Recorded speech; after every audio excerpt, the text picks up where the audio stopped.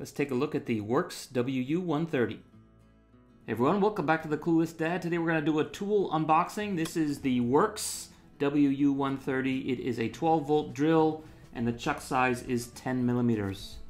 Hence the name. So I would call this one a medium-duty drill. It's not the smallest one. It's not the lightest one. Not the least expensive one that WORX makes. It's apparently a professional series one as well. But it is relatively small. It's not with a giant honking battery on the bottom. You know, professional, heavy-duty, working in an 8-hour shift kind of battery kind of size, but reasonable. So anyway, let me unbox it since I'm in Hong Kong. First of all, it's already been opened because they won't sell it to you without proving it works. You can see here, no pun intended. As you can see here, I paid 680 Hong Kong, which is a little bit more than I needed to. If I bought it online or from a specialty shop, it would have been about 600, which is like 75 US. Made in China. It's a Chinese brand. It's actually the same company that makes Rockwell tools nowadays. But anyway, let's take a look at what comes in the box. First of all, it comes with a bag. That's great. We'll take a look at that later. One of the things I like about this one is it comes with 2 batteries, and the batteries are relatively small. So it comes with a charger.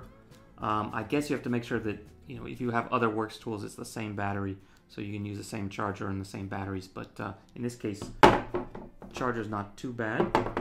The batteries are 12 volts, 2 milliamp hour. At least these ones are, and they're not too bad size-wise. They fit in the grip.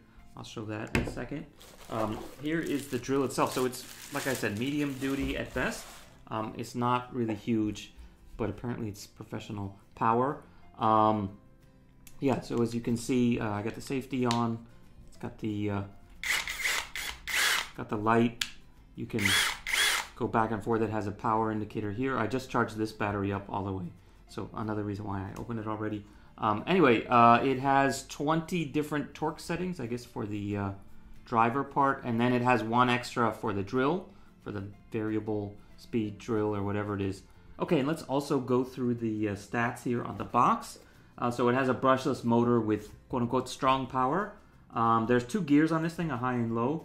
So for the high speed with 0 load, it goes up to 1800 RPM, and for high speed fast tightening. And the second gear, which is a low gear, goes up to 500 RPM, so that's for, I guess, stronger stuff. Large torque and powerful disassembly and assembly, I guess. So it also has a compact design, and they say that this dimension here, the length or depth or whatever, is 149 millimeters, which is important if you're trying to get into tight spaces. This one is a lot smaller than a lot of its competitors. And it also has a PMP, and PMP stands for Power Management Program. Durable, reliable PMP. Intelligent power supply prevents battery overload, overheating, and excessive discharge. So that brings us to the actual charger too.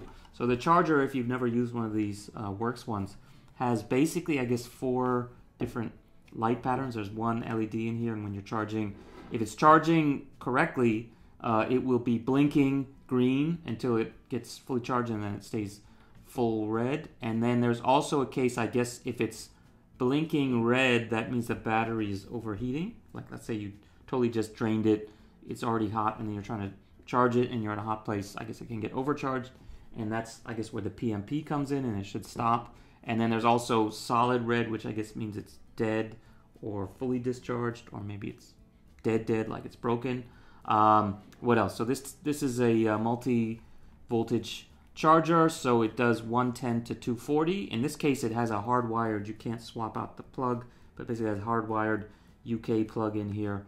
But obviously you can get an adapter if you're in a place like, let's say I were to take this to China, then I could use this, but I can't use this, so I'd have to get an adapter.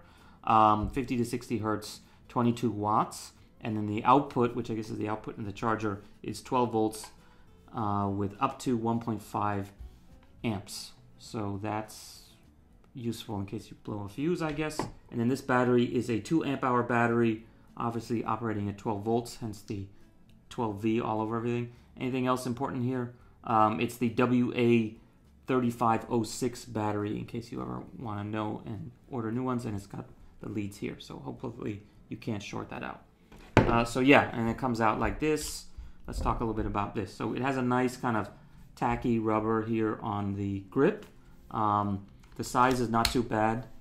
Unless you have really small hands, you should be fine with it. As I said, it has the sort of reverse and safety here. So if it's in the middle, it's in the locked position. And then if you push in, this should be drilling in. And as I said, it has the power indicator there and then the light on the front. And obviously you push the other way, it turns counterclockwise. And then you adjust the torque by twisting this. And let's see if I can twist it out. So you have to be in the neutral, and then you have all these different torque settings. So let's go screw in. And then let's try switching it out. So this is the max, I guess 20. Does that look much faster? I guess it's hard to tell without a load on it. What else? Oh, you have the high speed and low speed here. So I guess 1 is the low speed. Let's find out. And then 2 is the high speed. So I think features-wise, that's pretty much it. It has kind of red on the back. I don't know why. So yeah, overall, pretty attractive. It really wants you to know that it has a brushless motor. It mentions it here. It mentions it here. And it mentions it here in white, just in case you're not able to see it in the other places. Okay, and last but not least, let's take a look at this free bag. I wouldn't expect too much about it because it's kind of a freebie that they throw in. But it looks like it's pretty decent. At least the fabric is not too cheap. The zipper is not anything to write home about. But basically it zips up like this, and as you see, can actually open up, I guess, into a square thing, so it's good for like putting tools in and whatnot. As far as this goes, it's pretty big. Like you can put this plus a bunch of other stuff, plus all the charger, plus a bunch of drill bits and screwdrivers and whatever in here, and bring it around, keep it in your cabinet. I guess that's probably the best thing.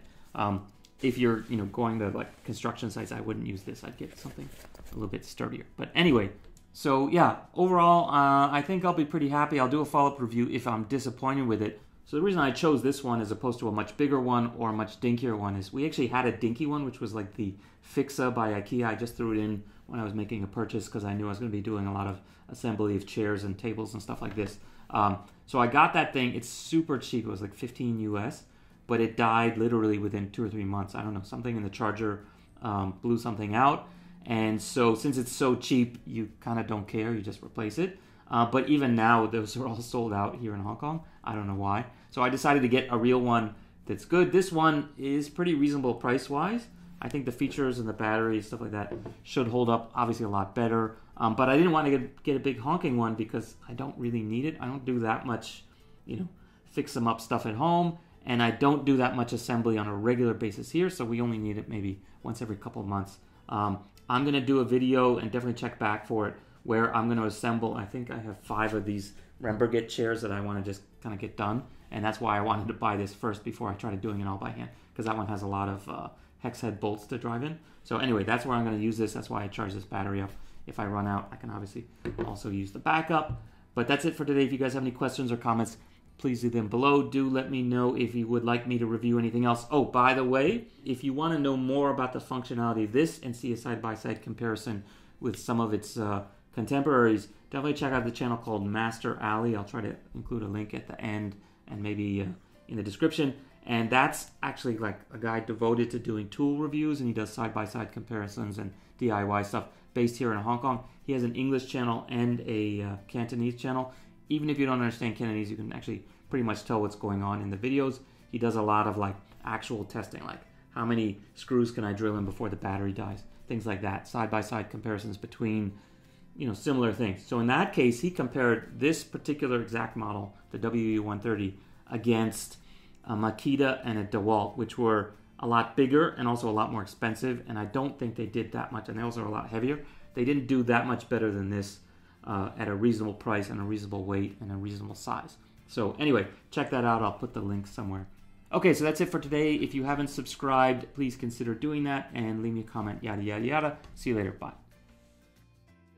Having the stroller with me all the time up in the overhead bin. As soon as we get off the plane, pull it out, unfold it, and walk off. Literally that could save you 15-20 minutes right there.